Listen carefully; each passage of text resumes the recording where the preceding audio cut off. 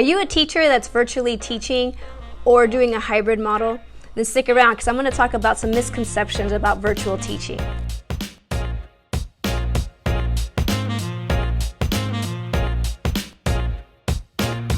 Hi, I'm Cindy. I'm a teacher coach, and today I want to talk about 6 misconceptions that I have heard as I'm meeting with teachers who are really having a hard time with virtual teaching or a hybrid model.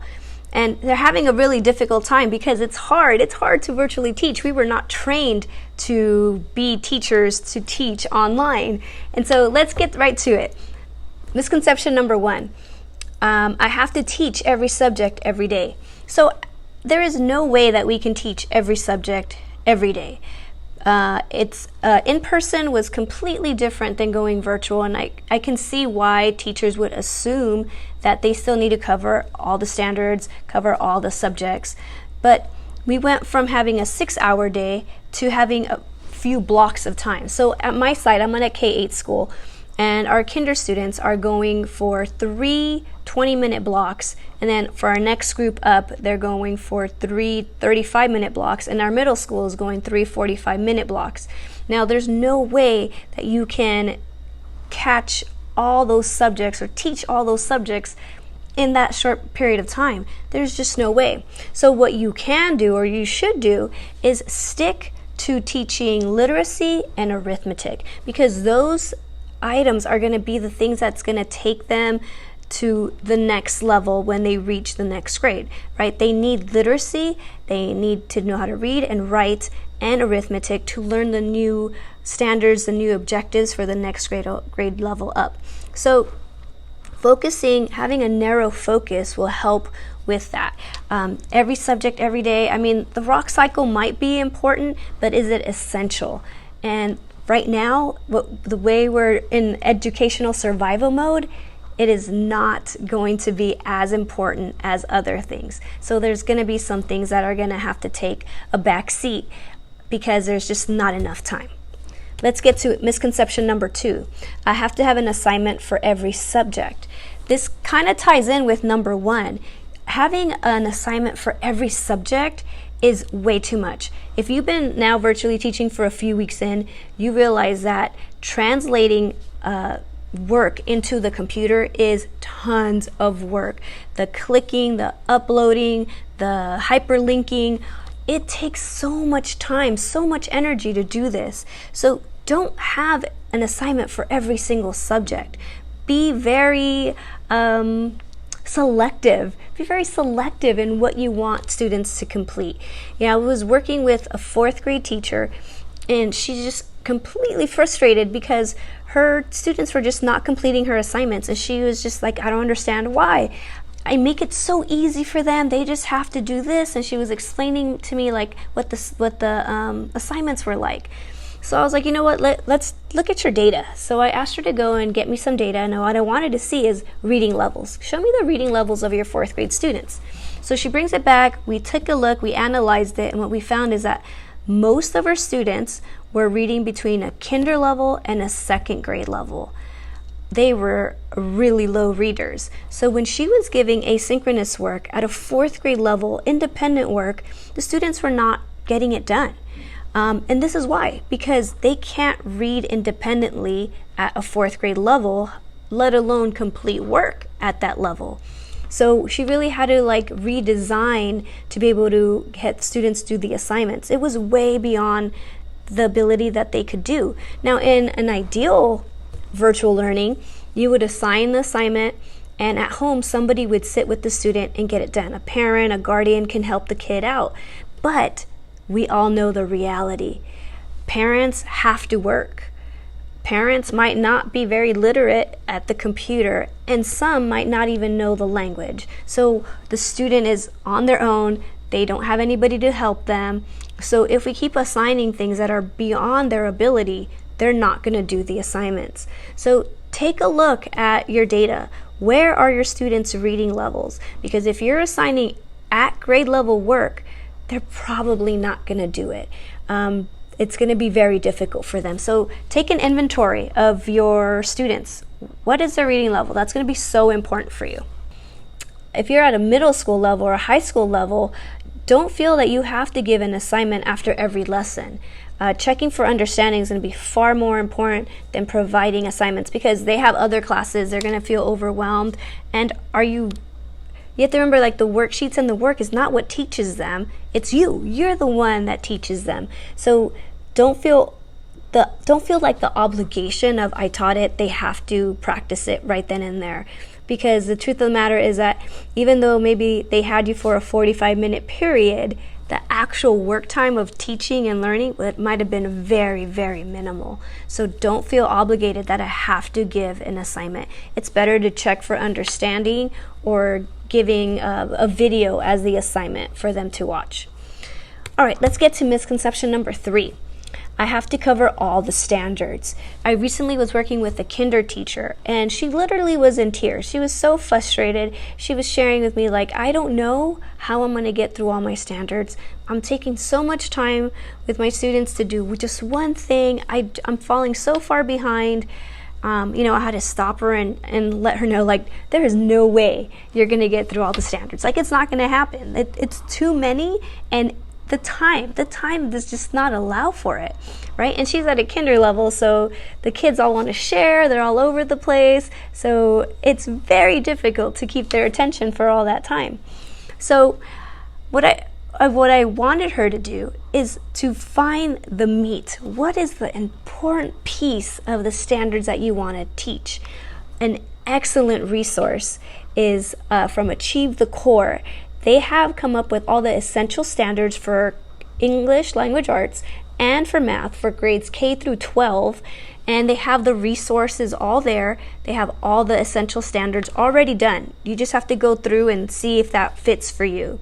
Now, if you're not using Common Core, your district or your state doesn't use Common Core, well, then you could get together with your departments, with your grade level or your departments, and look over all your standards, cross out the ones that are fluff that you don't need, and figure out which ones are the ones that you want to spend time with.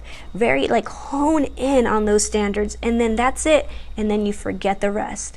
Like I said earlier, we really want to hit hard that literacy and that arithmetic, because that's what students are going to need to be successful.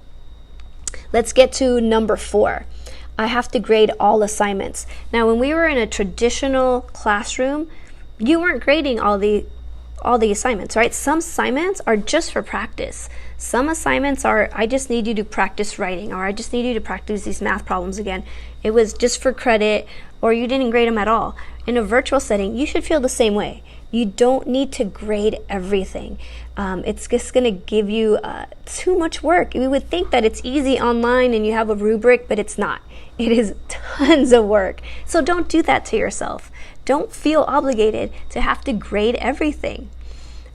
One thing that you might want to consider is the things that you do grade are things that you can provide feedback on. Because feedback, we know, is what helps students grow. It helps everybody grow, right? Feedback is just so important. So if you can give feedback, that's the assignment you want to give. Here's some ideas that you can do. Like, let's say you just read a story to your class and you want them to write a summary. Well, instead of writing a summary, how about if they did like a flip grid and they just did a quick video of, today we read blah, blah, blah, and I learned, and then you just watch the videos of the students, because what you're looking for maybe at that time is not to see if they can write, maybe you want to hear about comprehension. And so let it be a video. They can just tell you what they learned, and that might be a little bit easier, and then you give them credit for that. Another thing you can do is maybe they have to watch a video, and then you just give participation points for watching a video. So there's other ways that you can give some grades and not grade everything. So like I was saying, checking for understanding is going to be so important, right? Checking for understanding is going to be what drives your lesson. It pivots your lesson. It kind of gauges engagement, and it's so important.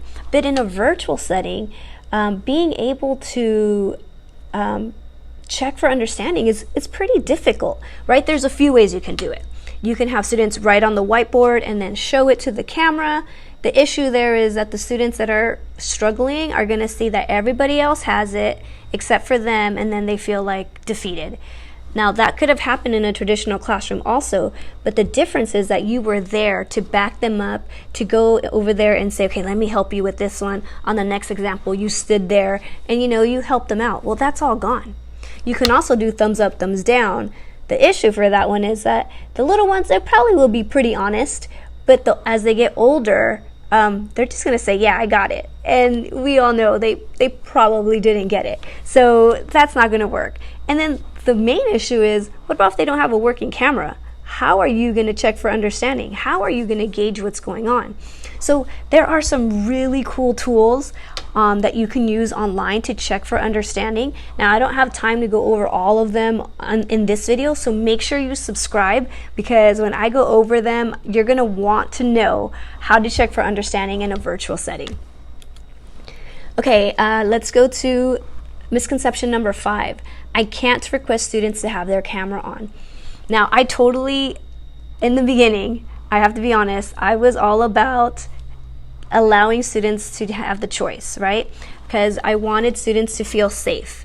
And I thought of all the things that could come with having their camera on. They can have a lot of anxiety with it. They can be in an environment where they don't want to have the camera on because what's behind them. They could have spotty internet, and we know that having the camera on takes up more bandwidth. So they might be dropping from our Zoom meeting. They might be experiencing homelessness.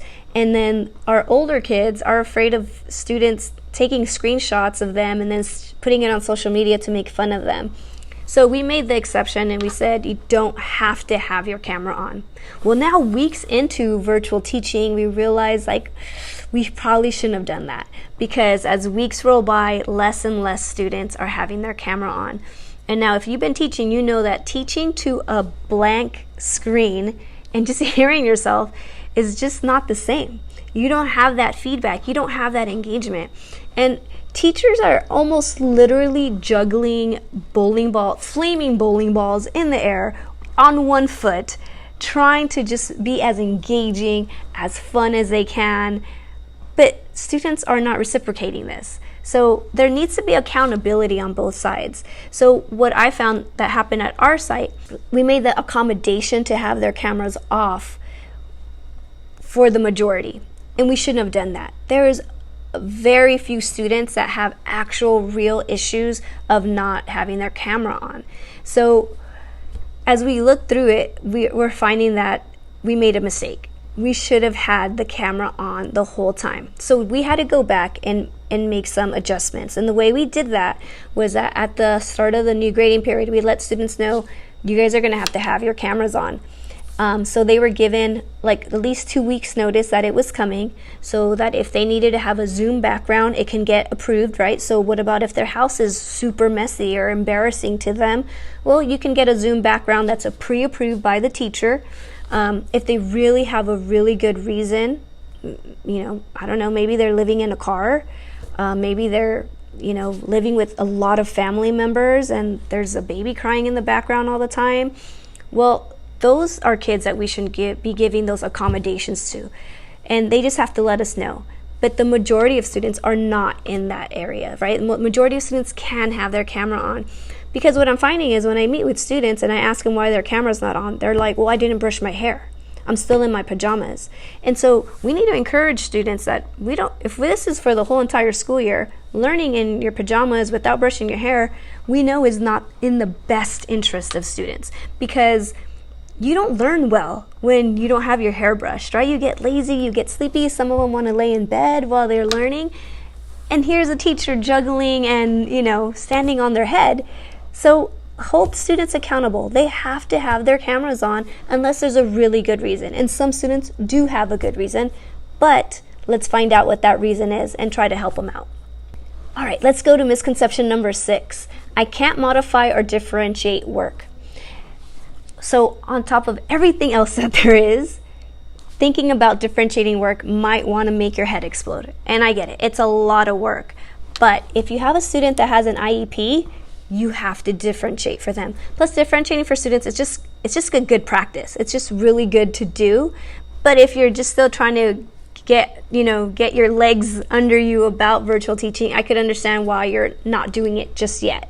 But if you have a kid with an IEP, we need to talk about it because they do need differentiation. So I was working with a 5th grade teacher who has a student with an IEP. The student is reading at a 3rd grade level, really struggling with the virtual learning, really struggling with keeping up, not able to stay on for their 45-minute sessions, really having a hard time. So we came up with this plan, and you can see here, so the books that he has links to are read to him. So it's a YouTube link, and the book is read to him, and then he takes the AR test. When he has to write, there is a sentence frame for him so he can practice writing, and then later on the sentence frame won't be there. So as you can see, it's just language arts and math. For math, at our site we use IXL to help support students. So the teacher was still giving him IXL at a 5th grade level, but the student's math level was at a 2nd grade. So that's not going to work, especially because the way, if you've never used IXL works with, if you get the answer wrong, it teaches you how to do it. But if the student can't read at their grade level, it's not going to be helpful.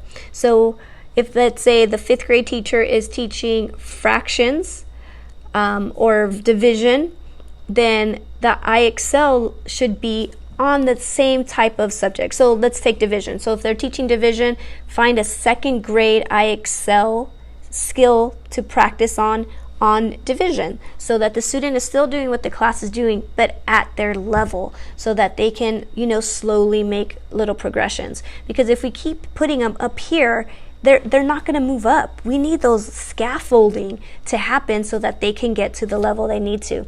So this example worked out great. Now, as you can see, it's just open-ended for the week, for the plan, because this student in particular needed it just open-ended because they were having a very hard time. Some students need it very structured. This is what you do on Monday. This is what you do on Tuesday. So you know your students and you know how they need it. So this is a PDF. It's linked. It's emailed to the student for the week, and that's their asynchronous work at their level. So if you found this information helpful, make sure you hit the like button. If you want more information on what I just talked about, check out my website at cindyrosa.com. And if you'd like me to work with you, you can find the information right there on my website. And as always, remember, we don't need to make students want to come to school. We need to create schools that students want to attend.